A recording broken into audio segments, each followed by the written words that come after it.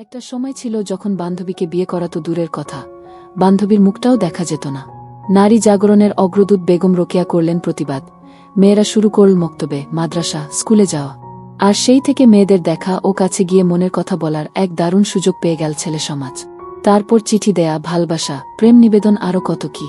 শুধু কি এই বিয়ে পর্যন্ত গড়াল বিষয়টা। সভ্যতার এই যুগে এখন তো বান্ধবী বা বন্ধুকে বিয়ে করা একেবারে ডালভাত বরাবর হয়ে গিয়েছে। চলুন আমি আর বকবক না করি, আমাদের লেখক কাব্য আহমেদ শোনাবে এরকমই একটি সুখদুঃখ হাসি কান্না মিশ্রিত রোমান্টিক ভালোবাসার গল্প, বান্ধবী যখন বউ। চলুন তবে শুরু করা যাক। গল্পের প্রথম 2 শব্দ। স্বর্ণা, তুই কি ভেবেছিস আমি তোকে ভালোবাসি? আরে বোকা, তোর মাথায় কি বুদ্ধি বলতে কিছুই নেই? যে তোর বা তোদের মতো নিজ গরিব ঘরের ছেলেদের সাথে আমরা শুধু সামান্য একটু হেসে কথা বলতে পারি, কিন্তু ভালোবাসতে পারি না। কাব্যে, তাহলে এতদিন কি ছিল এসব? আমি তো কোনো দিন তোমাকে বলতে যাই নাই যে আমি তোমাকে ভালোবাসি, বরং তুমি তো আমার পিছনে পিছনে ঘুরতে আর বলতে তুমি নাকি আমাকে ভালোবাসো। স্বর্ণা, আরে বোকা, তুই ছিলি আমাদের কলেজের টপার, আর তোর কারণে আমি কলেজে টপ হতে পারছিলাম না। তাই তোর সাথে এতদিন ভালোবাসার অভিনয় করেছি, যাতে আমার ভালোবাসায় পাগল হয়ে তুই লেখাপড়ায় আমার থেকে পিছিয়ে পড়িস। আর এখন দেখ তুই কতটা পিছিয়ে পড়েছিস। তুই আমার থেকে এতটা পিছিয়ে পড়েছিস যে কোনোভাবেই আর আগের অবস্থায় ফিরে আসতে পারবি না। আর এদিকে কলেজের সবাই আমার দিকে তাকিয়ে হাসতেছে, আর একে অন্যকে বলতেছে, দেখছিস কাক ময়ূর হতে চেয়েছিল। কিন্তু কাক এটা হয়তো জানতা না যে কাক যতই না ময়ূরের পেখম পড়ুক, কাক কাকই থাকে। কাক কখনো ময়ূর হতে পারে না। আমি ওদের কথা শুনে যতটা না কষ্ট পেয়েছি, তার থেকেও বেশি এটা ভেবে কষ্ট পেলাম যে জীবনে এত বড় একটা ভুল করলাম। শেষ পর্যন্ত আমি কিনা একটা ভুল মানুষকে ভালোবাসলাম, যে কিনা এতদিন শুধু আমার ক্ষতি চেয়ে এসেছে, তাকেই ভালবেসেছি। ছি ছি ছি, এসব ভাবতেই বুকটা যেন আমার কষ্টে শেষ হয়ে যাচ্ছে। তাই কলেজে আর না থেকে বাড়িতে চলে আসলাম। ওখানে থেকে আর অপমানিত হতে পারছি না। ওহ, আপনাদের তো আমার পরিচয় দেওয়াই হয় নাই। আমি হলাম কাব্য আহমেদ নীল, মধ্যবিত্ত পরিবারের বাবা মায়ের একমাত্র ছেলে। কলেজে পড়াশোনায় ভালো ছিলাম বলে অনেকেই আমার সাথে সম্পর্কে জড়াতে চেয়েছিল, কিন্তু আমি সবাইকে না করে দিয়েছিলাম। কিন্তু কেন জানি না স্বর্ণার সাথে এমন হলো। হ্যাঁ, স্বর্ণা হলো আমাদের কলেজের সবচাইতে ধনী পরিবারের একমাত্র মেয়ে, আর সেই সাথে কলেজের টপার গাল। তবে আমার থেকে পিছিয়ে ছিল, প্রতিদ্বন্দ্বী, অহংকারী বান্ধবী। কিন্তু এটা নিয়ে ওর মধ্যে কোনো দিন আমার জন্য হিংসা বা অহংকার ছিল না, বরং আমাদের মধ্যে অনেক ভালো বন্ধুত্ব ছিল। ওর সাথে আমি আমার সব ব্যক্তিগত কথা শেয়ার করতাম, আর ওর সাথেই বেশি সময় থাকতাম। আর এতেই আমি ওর প্রতি একটু একটু দুর্বল হয়ে পড়ি। তবে আমি যে স্বর্ণাকে ভালোবাসি তা ওকে কখনো বলে ওঠার সাহসই পাই নাই। যখনই ওকে মনের কথা বলতে যাব ভাবতাম, তখনই বারবার মনে হতো যদি ভালোবাসার কথা বলতে গিয়ে ওর সাথে বন্ধুত্বটা হারাই। আমি স্বর্ণার জন্য এতটাই পাগল ছিলাম যে ওর কথা ভাবতে ভাবতে কিভাবে যে লেখাপড়ায় পিছিয়ে পড়ি বুঝতেই পারি নাই। অনেক দিন আগের কথা, একদিন ও আমাকে হঠাৎ করেই কলেজ শেষে কলেজের পিছনে পুকুর পাড়ের কাছে থাকতে বলে। কিন্তু কি জন্য তা জানি না। আমিও স্বর্ণার কথা মতো কলেজ শেষে যখন ওখানে ওর জন্য ওয়েট করছিলাম, তখনই কে যেন পিছন থেকে হঠাৎ করেই আমাকে জড়িয়ে ধরে। আর এতে আমি অনেকটা ভয় পেয়ে যাই, আর ভীত গলায় বলতে লাগলাম, আমিস, আরে কে আপনি? আর আমাকে পিছন থেকে জড়িয়ে ধরেছেন কেন? আমি আমার ভালোবাসাকে জড়িয়ে ধরেছি, তাতে তোর কি? হ্যাঁ? মেয়েটার গলার আওয়াজ শুনে আমি যেন স্তব্ধ হয়ে গেলাম, কারণ এটা যে ছিল স্বর্ণার কণ্ঠস্বর। আমি মনে মনে খুশিও হলাম, তবে হঠাৎ মনে হলো স্বর্ণা বুঝিয়ে আমার সাথে মজা করছে। আমি নিজেকে কিছুটা সামলে নিয়ে স্বর্ণাকে বলতে লাগলাম, কাব্যে, ওই ফাজিলের বান্ধরণী ফাজিল, তোর ফাজলামি বন্ধ করে এটা বল কি জন্য আমাকে এখানে ডেকেছিস? স্বর্ণা, ওই কে ফাজিল? হ্যাঁ, আর আমি কি ফাজলামি করলাম? হ্যাঁ কাব্যে, ফাজলামি না তো কি? হ্যাঁ, কলেজের সব ছেলের ক্রাশ আমার মতো একটা গরিব ছেলেকে ভালোবাসবে, তা ফাজলামি ছাড়া আর কি বা হবে? স্বর্ণা, দেখ কাব্য, আমি কোনো ফাজলামি করছি না, আমি কিন্তু সিরিয়াস। আর তুই গরিব বলে কি আমি তোকে কখনো কোনো খোটা দিয়েছি? দেই নাই, বরং তোকে ভালোবেসে ফেলেছি। আর আমি এটাও জানি যে তুই ও আমাকে ভালোবাসিস। বান্ধবীর প্রথম প্রপোজ। আমি হঠাৎ স্বর্ণার কথাই চমকে উঠে বলি, কাব্যে, কি বলছিস তুই এসব? আমি কেন তোকে ভালোবাসতে যাব? আমি তো তোকে শুধু। স্বর্ণা, থাক থাক, আর মিথ্যা বলে লাভ নেই চাঁদ। আমি সব জানি তুই আমাকে ভালোবাসিস, আর হয়তো এটা ভাবছিস এসব আমি কি করে জানলাম। তাহলে শোনো, তুই একদিন আমাকে বলেছিলি যে তুই তোর মনের সব অব্যক্ত কথা তুই তোর এই ডায়েরিতে লিখিস, আর আমি সেখান থেকেই জানতে পেরেছি। তাই তোর না বলার কোনো মানেই দেখি না। আর একটা কথা মনে রাখিস, ভালোবাসা কখনো টাকা পয়সা, ধনী গরিব থেকে আসে না। এটা আসে মানুষের সুন্দর একটা মন থেকে, আর সেই মন থেকেই আমি তোকে ভালোবাসি। বলেই আবার আমাকে জড়িয়ে ধরে। আমি কি আর বলবো ভেবে পাচ্ছি না। একে তো আমিও ওকে ভালোবাসি, আর এতদিন ওকে হারানোর ভয় ছিল। কিন্তু ও যখন আমাকে ভালোবাসে তখন কি লাভ ওকে ফিরিয়ে দিয়ে। তাই আমিও ওকে ভালোবাসি। আর এভাবেই শুরু হয় আমাদের ভালোবাসার রঙিন দিন। ওর সাথে সম্পর্কে জড়ানোর পর থেকে আমি সব কিছুতেই পিছিয়ে পড়ি। আর এতটাই পিছিয়ে পড়ি যে যেখান থেকে পূর্বের অবস্থায় ফিরে যেতে অনেক সময়ের প্রয়োজন, কিন্তু হাতে বেশি সময় নেই। তবুও অনেক কষ্টে নিজেকে কিছুটা গুছিয়ে নেই। যাই হোক, দেখতে দেখতে আমাদের হাসক ফাইনাল পরীক্ষা আসে। অনেক কষ্টে আমি সবগুলা পরীক্ষা দেই। আর যেদিন পরীক্ষার রেজাল্ট দেয় সেদিন আমার মাথায় যেন আকাশ ভেঙে পড়লে। কারণ একমাত্র আমি সবার থেকে একটু বেশি খারাপ রেজাল্ট করেছি। তাই আজ আমাকে সবাই অপমান করছে। আজ কেউ পাশে দাঁড়িয়ে আমাকে এটা বলে সান্ত্বনা দিচ্ছে না যে একটা রেজাল্ট খারাপ হয়েছে তো কি হয়েছে, সামনের বার ভালো করবি। মনে মনে কষ্ট নিয়ে যখন আমি স্বর্ণার কাছে যাই তখন সে আমাকে কতটা ভালোবাসে, কতটা পাশে আছে তার প্রমাণ কি দিল তা তো দেখতেই পেলেন। পরিবারে প্রথম ঝড়। যাই হোক, মনে একরাশ কষ্ট নিয়ে যখন বাড়ির দিকে যাচ্ছিলাম তখন একটা কথাই বারবার মনে হচ্ছিল, কোনো মুখ নিয়ে বাবা মার সামনে যাব। তবুও বাড়িতে যাচ্ছি, কারণ নিজের কারণে যে ভুল করেছি তার ফল তো ভোগ করতেই হবে। এসব ভাবতে ভাবতে কখন যে বাড়ির কাছে চলে এসেছি বুঝতেই পারি নাই। যখন বাড়িতে ঢুকব তখন দেখি বাড়ির উঠানে আগুন জ্বলছে, কিন্তু এটা বুঝতে পারছি না কে এখানে আগুন লাগিয়েছে। তারপর যখনই আমি বাড়ির ভিতরে ঢুকলাম তখন যেন আমার মাথায় 2 বারের মতো আকাশ ভেঙে পড়ল। কারণ মা বাবা দুজনে মিলে আমার সব বই খাতায় আগুন লাগিয়ে দিয়েছে। সেই সাথে আমার কাপড়ও বাহিরে ছড়িয়ে ছিটিয়ে রেখেছে। আমাকে ঢুকতে দেখার সাথে সাথেই আব্বু বলে উঠল, আব্বু তুই এ বাড়িতে কেন এসেছিস? আমিষ বাড়িতে আসবো না তো কোথায় যাব আব্বু? করুণ দৃষ্টিতে আব্বুর দিকে তাকিয়ে বললাম, আব্বু তুই কোথায় যাবি সেটা তুই ভালো করে জানিস। তবে আজকের পর থেকে তুই না এ বাড়িতে থাকবি আর না আমাকে আব্বু বলে ডাকবি। আমি আব্বু এসব তুমি কি বলছো? আমি কি? কাঁদতে কাঁদতে, আব্বু তোকে বলেছি না আমাকে যেন তুই আব্বু বলে না ডাকিস। আর এটাই জানতে চাস তো কেন আজ তোর সাথে এরকম? আমিস না থাক, আমি বুঝতে পেরেছি কাউকে কিছু আর বলতে হবে না। আমি চলে যাচ্ছি। যদি আমার চলে যাওয়াতে তোমরা ভালো থাকো তাহলে আমি চলে যাচ্ছি। কাঁদতে কাঁদতে হতাশা থেকে ঘুরে দাঁড়ার চেষ্টা। তারপর বাড়ি থেকে বের হয়ে আসি। বাড়ি থেকে আসার সময় দেখি প্রতিবেশীরাও আজ আমাকে দেখে হাসাহাসি করছে। যে মানুষগুলো এক সময় আমাকে নিয়ে নাকি গর্ব করত, আজ আমি তাদের কাছেও শুধু হাসির আর তাচ্ছিলের পাত্র।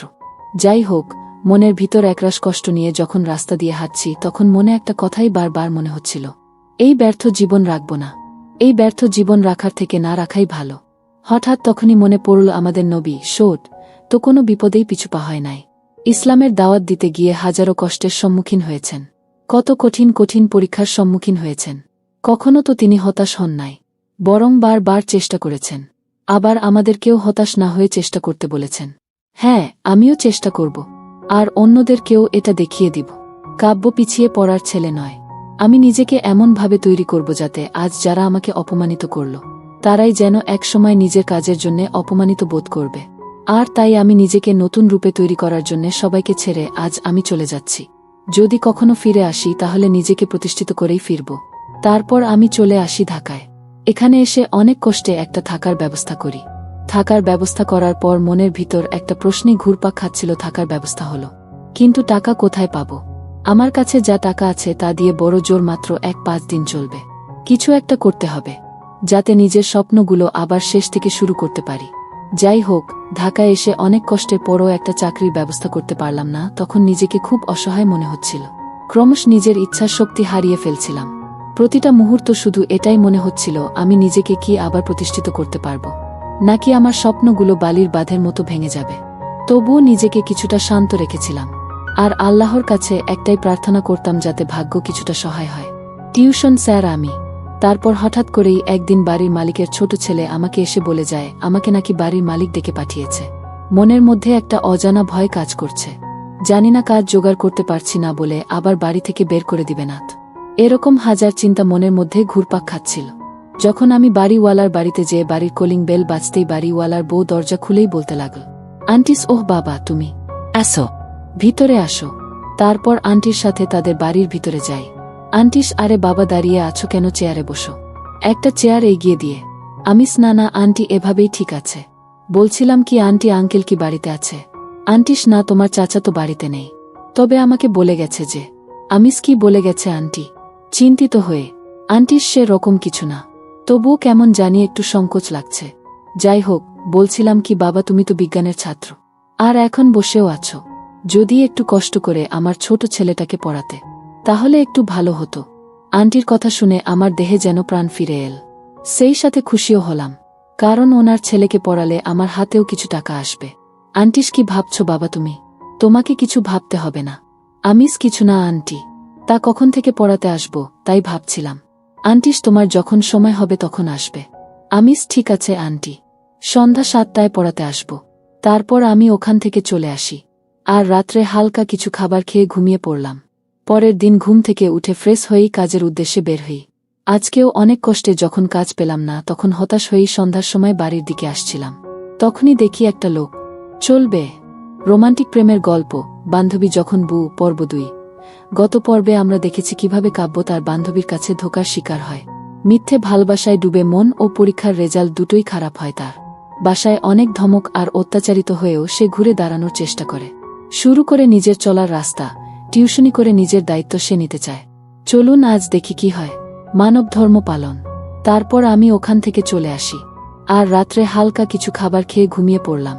পরের দিন ঘুম থেকে উঠে ফ্রেশ হয়েই কাজের উদ্দেশ্যে বের হলাম। কিন্তু আজকেও যখন কোনো কাজ না পেয়ে হতাশ হয়েই সন্ধ্যার সময় বাড়ির দিকে আসছিলাম, তখনই দেখি একটা লোক রক্তাক্ত অবস্থায় রাস্তার পাশে পড়ে আছে। তাকে এ অবস্থায় দেখে আমি অনেকটাই ভয় পেয়ে যাই। এজন্য আমি দ্রুত ওখান থেকে চলে যেতে ধরলাম। কিন্তু হঠাৎ করেই কেন জানিনা মনে একটা কথাই ভেসে উঠল, যদি লোকটা বেঁচে থাকে তাহলে তো লোকটাকে হাসপাতালে নিলে বাঁচতে পারে। কিন্তু আবার ভাবলাম যদি পুলিশ কেস হয়, আর যদি পুলিশ আমাকেই তার এ অবস্থার জন্য দায়ী করে, তবুও আমার মন আর বিবেক একটা কথাই শুধু বলছিল, মানুষের উপকার করাই মানুষের ধর্ম। এজন্য আমি আর 7-5 না ভেবেই একটা অটো ডেকে লোকটাকে নিয়ে হাসপাতালে চলে যাই। ওখানে নিয়ে যাওয়ার সাথে সাথেই দেখলাম ডাক্তাররা ওনাকে দ্রুত অপারেশন থিয়েটারে নিয়ে যায়। আর এতে আমি একটু অবাকও হলাম, কেননা সাধারণত এরকম কোনো রক্তাক্ত লোককে যদি হাসপাতালে নিয়ে যাওয়া হয় তাহলে ডাক্তাররা বলে আগে পুলিশের পারমিশন নিয়ে আস, আরও কত কি। যাই হোক, ওনাকে ওটিতে নিয়ে যাওয়ার কিছুক্ষণ পরে দেখলাম মুহূর্তে হাসপাতালের চারপাশে পুলিশ ঘেরাও করে রেখেছে, যেন মনে হচ্ছে ভিতরে কোনো সন্ত্রাসী আছে, আর তাকে যেন ধরতে আসছে। পুলিশের একজন অফিসার দেখলাম ডাক্তারদের সাথে কি বিষয় নিয়ে যেন কথা বলছিলেন, আর ডাক্তাররা হাতের ইশার করে আমার দিকে কি যেন দেখিয়ে দিল। আর এতেই পুলিশ অফিসার তাকে আর কিছু না বলেই আমার দিকে ক্ষুধার্ত বাঘের মতো আসছে। আমি ওনার চোখ মুখ দেখে কেমন যেন ভয় লাগছে। বারবার মনে হচ্ছে এই বুঝি আমাকে বলে বাবু মামা বাড়ি চল। পুলিশের সাথে কাঁপতে অফিসার আমার কাছে এসেই বলতে লাগল, অফিসার এই ছেলে তোমার নাম কি? খুব শান্তভাবে, আমি স্যার, আমি কাব্য আহমেদ। অফিসার, তা তুমি স্যারকে কিভাবে চেন? কাব্যে, স্যার আপনার কথা ঠিক বুঝলাম না, আমি আপনাদের কোনো স্যারকে তো চিনি না। অফিসার, সরি স্যার, বলতে আমি বোঝাতে চেয়েছিলাম যে প্রিন্সিপাল স্যার মানে যাকে তুমি হাসপাতালে নিয়ে এসেছো তাকে কি তুমি কোনো ভাবে চেন? কাব্যে, না স্যার, ওনাকে তো আমি চিনি না, আমি রাস্তায় ওনাকে রক্তাক্ত অবস্থায় পড়ে থাকতে দেখে এখানে নিয়ে এসেছি। অফিসার, ও আচ্ছা, ঠিক আছে। কাব্যে, স্যার আমি কি এখন যেতে পারি? এমনিতেই অনেক দেরি হয়ে গেছে। অফিসার, না, এখন যাওয়া যাবে না, আগে স্যারের জ্ঞান ফিরুক, তারপর তাকে কিছু জিজ্ঞাসাবাদ করার পর যেতে পারবে। কাব্যে, কি ঝামেলায় পড়লাম রে বাবা, কখন যে লোকটার জ্ঞান ফেরে, আর কখন যে বাড়ি যাব। কাব্য মনে মনে বিড়বিড় করছে। অফিসার কিছু বললে? অন্যদিকে তাকিয়ে কাব্যে, কই না স্যার। হায় আল্লাহ, কিছু একটা করো। আমি বারবার আল্লাহকে ডাকছিলাম। কাব্যের সাহসিকতা। তখনই একটা নার্স এসে বলতে শুরু করল, নার্স, আপনারা চাইলে এখন স্যারের সাথে দেখা করতে পারেন। নার্সের কথা শুনে আমি এতটাই খুশি হলাম যে মন চাচ্ছে এখনই তারে একটা পাপ্পি দেই। অফিসার, ঠিক আছে, আপনি যান, আমরা ভিতরে যাচ্ছি। তারপর আমরা ভিতরে যেতেই লোকটা পুলিশ অফিসারকে উদ্দেশ্য করে বলতে শুরু করল, লোকটা, আরে বাবা ফরহাদ, তুমি এখানে? অফিসার, ফরহাদ, হ্যাঁ স্যার আমি। সালাম দিয়ে, আপনি এখন কেমন আছেন? লোকটা, আমি ভালো আছি, তুমি কেমন আছো? ধুর, কি লোকটা করছি, আসলে উনি তো একজন শিক্ষক, তাকে তো স্যার বলে ডাকা উচিত। ফরহাদ, এই তো স্যার আছি মোটামুটি। তা স্যার, আপনার এই অবস্থা কিভাবে হল? স্যার, আমিও ঠিক বলতে পারি না, আমার সাথে কি থেকে কি হয়ে গেল। সন্ধ্যায় একটু বাহিরে হাঁটতে কি বের হলাম, তখন কোথায় থেকে কিছু মুখোশ পরা ছেলে এসে আমাকে মেরে চলে যায়। যাই হোক, ওসব বাদ দাও। তা তোমার সাথে এ ছেলেটাকে একে তো ঠিক চিনলাম না। ফরহাদ স্যার, ওর নাম হলো কাব্যে। এই কাব্যেই আপনাকে রক্তাক্ত অবস্থায় রাস্তা থেকে এখানে নিয়ে এসেছে। স্যার, আরে বাবা, তোমাকে যে কিভাবে ধন্যবাদ দিব সে ভাষা আমার কাছে নেই। কাব্যে, স্যার এখানে ধন্যবাদ দেওয়ার কিছুই নেই, এটা আমার কর্তব্য। আর আল্লাহ তাআলা তার প্রত্যেক বান্দাকে একে অপরের উপর কিছু অধিকার বা দায়িত্ব এবং কর্তব্য দিয়েছে, আর আমি তারই একটা পালন করার চেষ্টা করেছি মাত্র। স্যার, সবাই যদি তোমার মতো ভাবত তাহলে আজ আমার এই অবস্থা হতো না, আর না পৃথিবীতে এত অশান্তি থাকত। ফরহাদ স্যার, আমাকে এখন যেতে হবে, আর আপনি যদি কাউকে সন্দেহ করেন তাহলে অবশ্যই আমাকে জানাবেন। স্যার, ঠিক আছে বাবা, কিছু মনে করতে পারলে তোমাকে অবশ্যই জানাব। স্যার, ওহ তা বাবা, কাব্য তুমি কি করো? কাব্যে, এই তো স্যার বেকার বসে আছি আর কাজ খুঁজছি। স্যার, কি বলো বাবা, এই বয়সে কাজ খুঁজছ মানে? এখন তো তোমাদের লেখাপড়া করে নিজেকে তৈরি করার সময়, আর তোমার কথাবার্তা শুনে তো মনে হয় তুমি লেখাপড়া করো বা লেখাপড়া জানো। অনুতপ্ত কাব্যে কিছুক্ষণ চুপ থেকে কাব্য বলে, আর লেখাপড়া স্যার? যে মানুষ নিজের পায়ে নিজেই কুড়াল মারে সে করবে লেখাপড়া?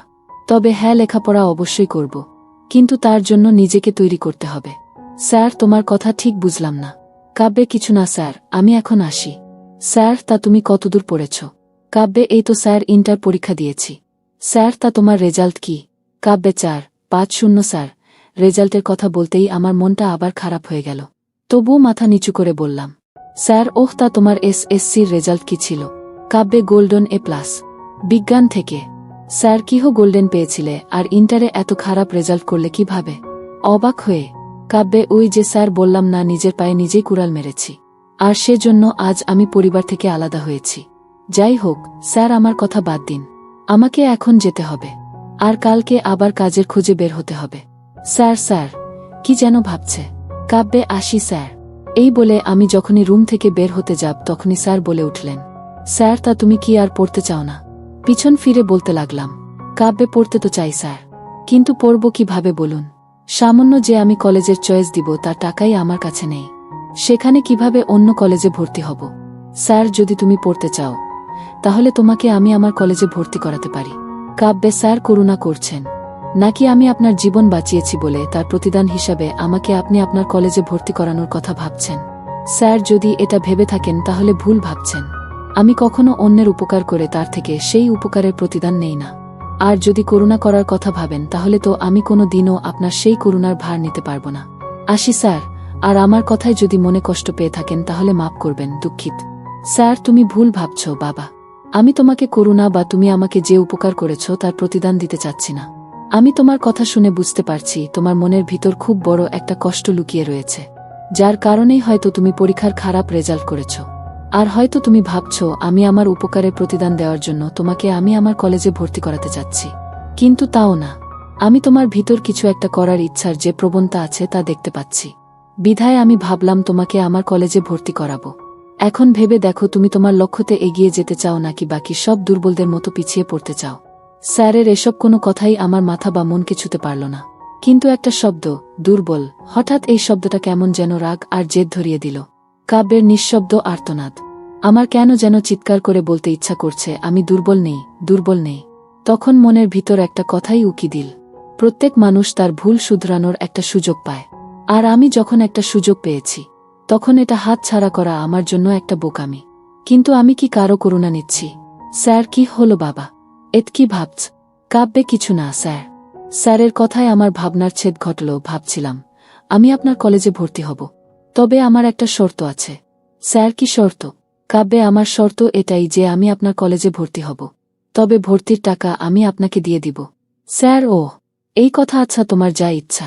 আগামীকাল তুমি কলেজে যাবে, আর আমি কলেজে তোমার কথা ফোন করে বলে দিব। কাব্যে, আচ্ছা ঠিক আছে, ধন্যবাদ স্যার। স্যার, এখানে ধন্যবাদ দেওয়ার মতো আমি কিছুই করি নাই, আর তুমি তো বললে মানুষ হয়ে মানুষের উপকার করাই ধর্ম। কাব্যে, তবু স্যার, আপনি হয়তো জানেন না আজ আমার মাথা থেকে কত বড় একটা চিন্তার বোঝা নেমে গেল। যাই হোক স্যার, আমি এখন আসি। স্যার, ঠিক আছে, সাবধানে যাও। ছেলেটার সাথে মনে হয় আমার মতোই কিছু একটা হয়েছে, তা না হলে যত খারাপ রেজাল্টই করুক না কেন কোনো বাবা মাই তাদের সন্তানকে নিজেদের থেকে দূরে ঠেলে দেয় না। বলেই একটা দীর্ঘশ্বাস ফেললেন। মনে মনে কথাগুলো ভাবল, স্যার, আজ আমার খুব খুশি লাগছে। আজ যদিও একটা কাজও পেলাম না, তবে আল্লাহ তাআলা আমাকে আজ যা দিয়েছেন তা আমার কাছে এতটাই দামি যা বলার মতো না। যাই হোক, অনেক রাত হয়েছে, তাই আর কোনো কিছু না খেয়েই ঘুমিয়ে পড়লাম। পরের দিন সকালে ঘুম থেকে উঠে ফ্রেশ হয়ে 2টো বিস্কিট খেয়ে কলেজের সব কাগজ নিয়েই কলেজের দিকে একটু তাড়াতাড়ি বের হয়ে গেলাম। এখন কি করব বলেন তো? আর আমি বাবার হোটেলে থাকি না, এখন নিজেকেই নিজের জন্য সব করতে হয়। First day Ed college. যাই হোক, প্রায় আধা ঘন্টা পর আমি স্যার যে কলেজের প্রিন্সিপাল সেই কলেজে পৌঁছে যাই। কলেজের ভিতর যাওয়ার সাথে সাথেই দেখি কলেজের ছেলে মেয়েরা আমার দিকে অবাক হয়ে তাকিয়ে আছে, আবার কেউ কেউ আমার দিকে তাকিয়ে হাসছে, হয়তো আমার পোশাক দেখে। আমি সেদিকে খেয়াল না দিয়ে কলেজের অফিস রুমের দিকে যেতেই হঠাৎ করেই কিছু একটার সাথে ধাক্কা খেয়ে পড়ে গেলাম। আর এদিকে পুরো কলেজে হাসির রোল পড়ে গেল। হে আল্লাহ, আমি কি কোনো পিলারের সাথে ধাক্কা খেলাম নাকি? কিন্তু পিলারের সাথে ধাক্কা খেলে তো আমার ব্যথা পাওয়ার কথা, তাহলে আমি শুধু মাটিতে পড়ে গেলাম কিন্তু ব্যথা পেলাম না কেন? ব্যাপারটা কি? তাই মাটি থেকে উঠতে উঠতে সামনে তাকাতেই দেখি একটা মেয়ে। শুধু মেয়ে বললে ভুল হবে, যেন একটা নীল পরী। আমার সামনে রাগী লুক নিয়ে দাঁড়িয়ে আছে। তার আমার দিকে তাকিয়ে থাকা দেখে মনে হচ্ছে আমাকে যেন চিবিয়ে খাবে। তাই পরিস্থিতি সামলে নিতে আমি মাথা নিচু করে সরি বলতেই ঠাস ঠাস। বুঝতে পারলেন না মেয়েটা আমাকে চোর মেরেছে। আর এত জোরেই চোর মেরেছে যে মনে হচ্ছে আমার সব কয়টা দাঁত বের হয়ে যাবে। চোরে মেরেই বলতে লাগল, মেয়েটার কোথা থেকে যে এসব খ্যাত লুচ্চা ছেলে আমাদের কলেজে আসে আল্লাহই জানে। কাব্যে দেখুন আপু, আমি ইচ্ছা করে। মেয়েটা ওই খ্যাতের বাচ্চা খ্যাত, এটাই বলতে চাচ্ছিস? তুই ইচ্ছা করে আমার সাথে ধাক্কা খাস নাই? তোদের মতো ছেলেদের আমার খুব ভালো করেই চেনা আছে। আমাদের মতো বড় ঘরের সুন্দরী মেয়ে দেখলেই ধাক্কা খেতে মন চায় না। এরকম আরও অনেক বাজে কথা বলে সে চলে যায়। আর আমি মাথা নিচু করে সব সহ্য করে নিলাম। আমি চাইলেই মেয়েটার প্রত্যেকটা কথার জবাব দিতে পারতাম, কিন্তু না, আমি তা করলাম না। কারণ আমি আমার জীবনে মেয়েদের সাথে কোনো সমস্যা বা কোনো সম্পর্কে জড়াতে চাই না। যাই হোক, তারপর আমি অফিস রুমে গিয়ে এক স্যারের কাছ থেকে সহকারী প্রিন্সিপালের রুমের ঠিকানা নিয়ে প্রিন্সিপালের রুমের কাছে গিয়ে দরজায় নক করতেই প্রিন্সিপাল কামিন। কাব্যে ধন্যবাদ স্যার। সালাম দিলাম। প্রিন্সিপাল, তোমাকে তো চিনতে পারলাম না। কাব্যে স্যার, আমাকে প্রিন্সিপাল স্যার পাঠিয়েছেন। প্রিন্সিপাল, ওহ, তুমি তাহলে সেই কাব্যে। গতকাল রাতে স্যার আমাকে সব বলে দিয়েছেন। আর আমি সব কিছু প্রায় ঠিক করে রেখেছি। তা তুমি কি তোমার সব কাগজপত্র নিয়ে এসেছ? কাব্যে হ্যাঁ স্যার, নিয়ে এসেছি। মাথা নিচু করে বললাম, এই নিন। তারপর স্যার আমার সব কাগজ নিয়ে বলতে লাগলেন, প্রিন্সিপাল, তুমি আগামীকাল থেকে কলেজে আসতে পারো, আর তোমার রোল হল। তারপর আমি স্যারকে আবার সালাম দিয়ে মাথা নিচু করে কলেজের বাহিরে চলে আসি। কলেজ থেকে বাড়িতে ফিরে চলবে।